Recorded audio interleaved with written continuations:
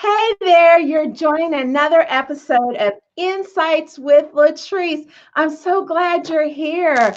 Happy Tuesday. I don't remember what day it is, guys, but I think it's Tuesday. So I just want to say, hey, I hope you had a good day. You know, I'm a foodie, so why don't you put in comments what you ate today, what you cooked today? For me, with all these people in my house, first of all, I woke up at 1:30 to people cooking in my house, like full-fledged meals. That's a problem. But today I made my husband and I some salmon patties or salmon croquettes to some people, and rice and spinach. And then the girls, they all had their own individual pizza that they're making. So tell me what you have, or maybe you got something delivered, you ordered something. I feel like I've cooked maybe 350 times a day since this whole COVID-19, but it's all good. Let's move on. Hey, before we get into this subject matter, which is going to be really good, I want to make sure you're following me on all the social media platforms. So Facebook, Gram, Twitter. My handle is Trese Kabuya, Trese Kabuya, Kabuya. I'm telling you, you're going to be entertained. You're going to laugh.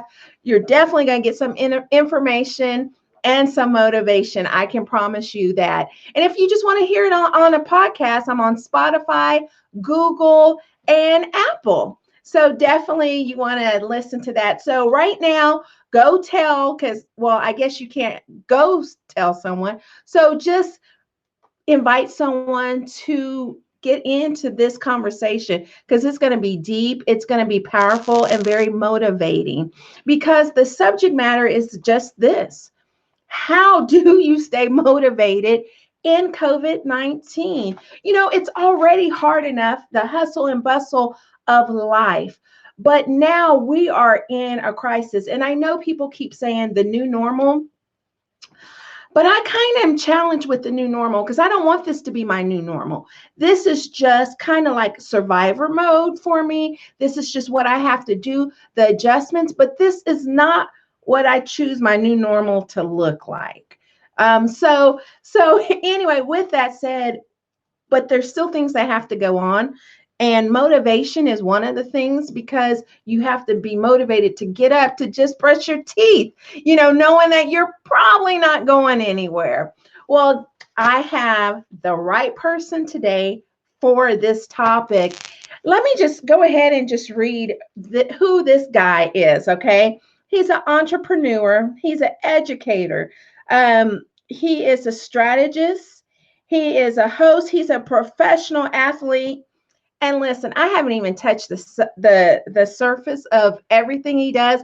We're going to get into it, but please help me welcome AK Ikwuakor. I hope I said that correctly. Hello, sir. How are you? I'm doing good. And you said it right. It's AK and then Ick and then Walker. What? It rolls off the tongue. I did it. You know, with my twang, sometimes it's hard to pronounce words. So awesome. Well, how are you? How's the family? It's good. It's really good. I know for some individuals, this is a time where all the family's all in one place, and it causes some stress. My little girl, she's 7 years old. Her name is Haven. She's not in school right now because they're away. And I'm learning about fourth grade math and fifth grade math. I thought I knew it, but I guess I don't know it as good as I thought I did. How funny. Well, you know, with my girls that are, you know, doing the distance learning, they'll say, "Hey, mom, can you help me?" And I just keep walking. I just keep going. I'm like, no, not here. Ask your dad. Exactly. He's like, go ask your mom, you know? Yes, definitely. So, you know, I just said a couple of things about you. You know, you're an entrepreneur, educator, but let's really talk about who you are. Who is Coach AK? Give us some information. Well, you know, one of the things I find is really important is that question in itself. Okay. And, you know, right now we're in a time, I think a lot of us are in this identity crisis. We used to be something. We lost that in a way, and we are trying to redefine ourselves. And the question I always like instead is like, how do we usually spend our day? And, one of the things for me is, yes, I was a former professional athlete. I'm a father. I'm a strategist. It means I work with a lot of different companies in terms of implementation and strategy. But, for us in our lives, we have so many different layers that make us who we are, but we usually put ourselves into these boxes and don't realize that there's actually so many more layers to each and every one of us. It's kind of the stories and what makes us who we are. Absolutely. And so, fun fact about you, you're a triplet and you're the youngest. There's two other people that kind of look like me. One's a boy and the other's a girl. But I'm a twin. I'm a triplet or a triplet, however you want to put that. Triplet. Well, you and your brother look exactly alike. Totally. And your sister, she's beautiful. And so when I was like, they kind of all look alike. Duh. Well, okay. Yeah. So with that said, okay, so you talked about unbranded. So give me some more information regarding that. What is that mindset just in a normal situation? We won't even hit COVID right now. What does that mean with these boxes and these layers? Well, to me, I honestly believe that the boxes that we put ourselves around is the biggest problem facing the world today. And, look at it right now, we're in a really strong political time at this moment. And we see ourselves as either just maybe one side of the aisle or the next. Either I'm a Democrat or Republican. Either I'm black, or white, male or female, this title or that title. And not realizing that we can actually make up multiple different boxes. Now, the reason why that's important is if we put ourselves into boxes, if I just say I'm just this one person, I'm doing the same thing to others. And when you do that, you're not actually listening to them. You're not able to understand them. Sometimes you can feel like you're on opposite sides of the aisle, but actually can believe a lot of the same things. But why is this important? If you look at COVID-19, especially, a lot of us may have lost our jobs. We might have had to change the way that we're living life and not realizing that, you're not just what you do professionally, right? You could also a partner, you're also a spouse, you're also a father. There's so many different layers of each and every one of us, and our ability to break ourselves down or anything down into its individual layers, we can actually see that we're actually more connected than we think we are. Oh, wow. Okay. So with that said, with now not putting yourself in a box or limiting yourself, especially with COVID-19, we've had to become very creative. And in that creativity, that is some of our motivation. How should we stay motivated? What does that look like now in COVID-19? With COVID-19, you know? Well, one of the things that I think is really important, it might be a little bit controversial. I actually believe sometimes that motivation can be the number one thing holding us back. And I'm not saying motivation is, in fact, but actually having a sense of motivation. And I mean this in terms of sometimes we feel we have to have this feeling, this warm feeling inside of our body before we have to take action, right?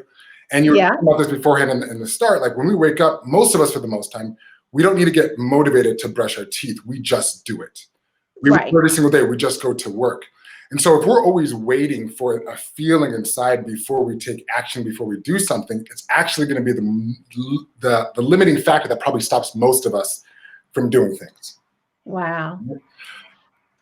Keep going. No. I'm feeling you. Let's go. The skills that we need to do, I think, instead of what needs to be focused on is how do we create habits and actions for us to be able to do things? That's really the most important.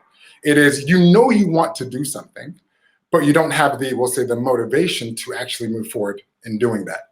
So for me, I was a professional athlete, and even professional athletes around the world, we all have coaches. And the reason why we have coaches in some ways is for accountability.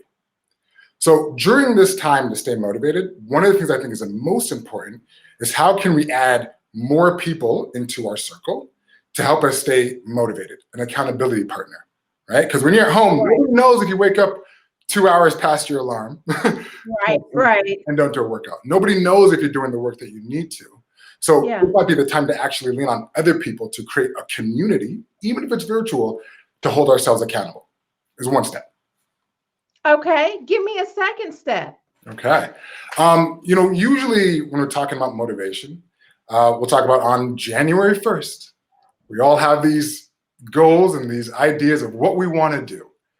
And usually by January 15th, a lot of that kind of falls by the wayside, right? Yeah, yeah. And what usually happens is when we are motivated, we believe that motivation, let's use working out, for example, that a lot of us do, as we say, well, I want to get motivated to work out. So we get motivated, we go, we work out, we have this amazing workout, and then what happens?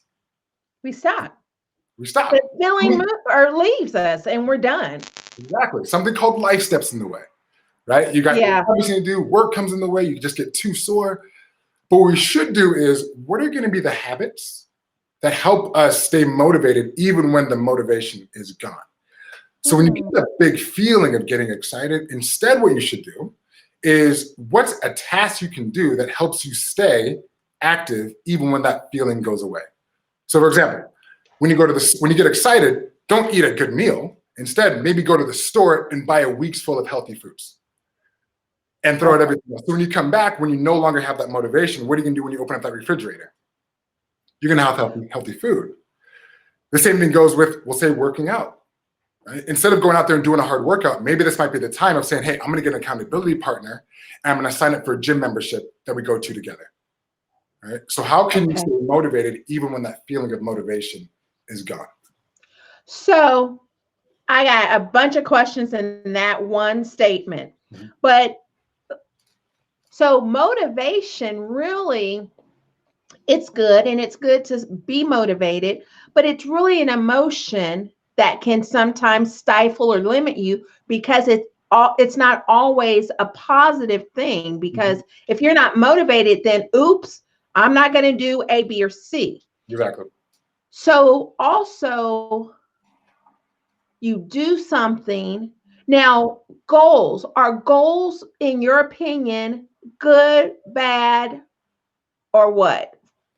I would say goals are very important. And not only goals, but I would actually say written goals.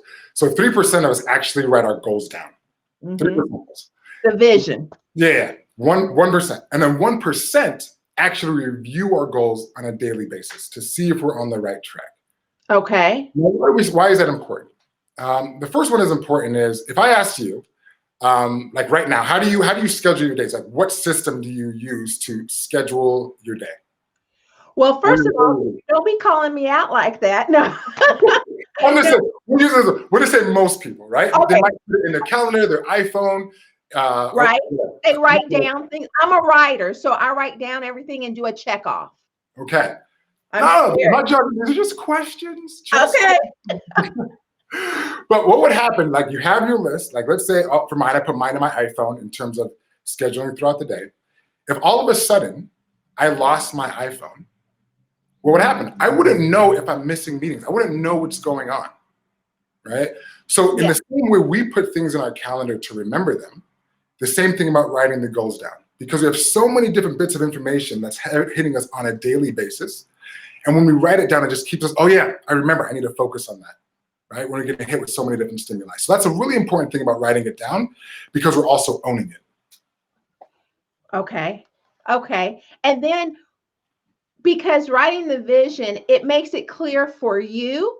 And then in that goal or that vision, you can add to it, right? Yeah. Because it's ever evolving. Would you agree with that? It's just a little bit of a guide mark, right? Just to say, be flexible, but also understand I have somewhat of a vision that I'm trying to go for. And some of us will set goals. For example, let's say, like, I want to write a book, right? Publish a book. So some of us, like, I want to write this novel. And in some ways, there's so many different steps to it that some ways it can actually get us overwhelmed. But some of us do the exact opposite. And we say, you know what I'm going to do instead? Is I'm going to create so many action steps. I'm going to say, I'm going to write 1 page a day. And that might help. But for some of us, it might seem as though we're climbing that big mountain, that we got 5,280 steps that also overwhelm us. Right. So we almost have to find it in the middle of trying to find something that's not too many steps and not so lofty that it feels unattainable, but we can create these actionable steps that we can do every single day or whatever it needs to be to make sure that we stay motivated and accountable. But Coach AK, we're going through a crisis right now. There's someone saying, I'm just not motivated. What do I do? I've lost my job, or I'm just tired of these people in my house. I don't feel like making a goal. I don't feel like making a vision. What would you say to that person, that individual? This is so important. I would say this is really important in terms of having a growth mindset in a particular moment. If we are putting ourselves, just like we'll talk about the law of attraction, if I'm putting out there, if I say I want a blue car, what's going to happen when I go outside? What am I going to start seeing? Blue cars. Blue cars, right? It's not like the same blue cars are out there, but that's where we're putting our focus in. So if we start saying we're in a crisis, everything's hard, what's going to end up happening? It's going to happen. It's going to happen. That's what your mind is going to be focused on. That. Yeah. Right? Okay. But if you tell yourself, for me, I went through that. So I would admit, 2 days before before COVID hit, I was actually doing some work with Google, and I was actually about to go on an international speaking tour. And literally 2 days before, I got a notification that everything was canceled. Right? Yes. And I admit, I went through my little pity party for a couple of days, but I also started to think about what are the opportunities that now can present themselves, right? Changing that thought process. Because as soon as I did, I'll admit, I stopped watching television. I stopped finding things that were going to reinforce my negative thought pattern to be able to do that. And I infused that with more positivity because that is what I wanted to see. So in the example, I'll give you the perfect example, was everybody was saying that the stock market is crashing. It is, 100%. The stock market is hurting really bad. But if you see that in a growth mindset, what are you also hearing? There's opportunities that you can find and be creative. Right. Or with your finances. Exactly. And that would also be that stocks are the lowest that they've ever been. Right. So you can buy. You can buy. Right. Absolutely. So hold on. But somebody's the stocks are literally the lowest that they've ever been for some of these companies. And they're all going to rise, but this might be your opportunity to really tap into it. Exactly. Well, so it's all about that mindset. That is crucial in anything, whether it's COVID-19, every day to day, and it's the mindset, and then you'll speak what's in your heart, in your mind, and it will eventually manifest. 100%. And I would say a lot, and let's say somebody's well, I don't believe in manifestation, I don't believe in the higher power. But for most of us, we will start to notice things that we put our attention to, just like the blue car. It's always going to be there, but you might have had this email that you would have ignored other times, but now during this time, it now catches your eye, right? There might be a conversation that somebody's having. You'll now pay attention to it because that is not what you're searching for. Okay. Right. Okay. So, Facebook listeners, I need you to comment, share, and or questions. Any questions for AK, because this is good, and he is really hitting on something, because I think a lot of times we do limit ourselves for whatever reason because of situations. And so again, with this COVID-19 or this crisis, it sometimes can be, and I'm not trying to make light of people's feelings, people's experience. However, we kind of have shaped ourselves to, okay, well, here's the crisis, so let me just just not do anything. But we really can take advantage of it. We can take advantage of this opportunity to see it as such an opportunity, just like you said with the stock market, people are buying. And I think you bring a big point. I admit, right now I'm in Boston, right? And outside of my window, people aren't exactly social distancing themselves as much as they can. But I also admit that I know that there's stuff happening around the world, or even in my own home state, where people aren't as fortunate. And I'm not ignoring that fact. But what I would say is we live in a world where we identify success based on the hours between of 9 to 5, right? Yeah. Not realizing that we have another part of our day that makes us who we are. And I do Yeah. this activity where I travel around the world and help people identify their main factors and main drivers that make them who they are, partly of this unbranded experience. And for most of us, our work isn't even the top, like 60% that Mm. most important to us. But as we're planning our day, we define success in those particular ways. And mine came to me, this whole unbranded experience came from a situation when I hit rock bottom, right? I've hit rock bottom on multiple different occasions.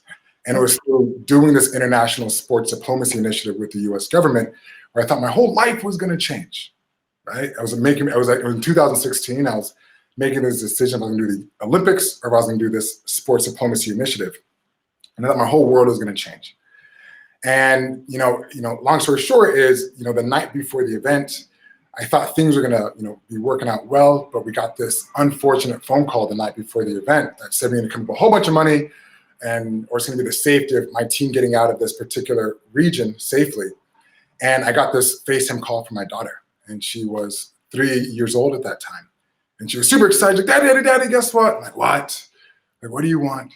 Because I was just sad, because I felt like all these sacrifices that I made wasn't turning out the way that it needed to be. Yeah. And so I drew her a picture. And the picture was of me and her holding hands. And it was at that moment I realized she didn't care about this sports diplomacy initiative. She didn't care about my entrepreneurship. All she cared about was Daddy. And at that moment I realized I'm not just an entrepreneur, I'm not just an athlete, but I'm also a father. And I think at this time is that we have so many different layers to each and every one of us. And COVID in some ways has allowed us to slow things down, where we can spend more time with our family. We can start working on some skills that we've never been able to work on, books or ways that we can grow through this experience. And hopefully we can work on some of those other areas that we haven't been able to focus on and have that time because things have been able to slow down.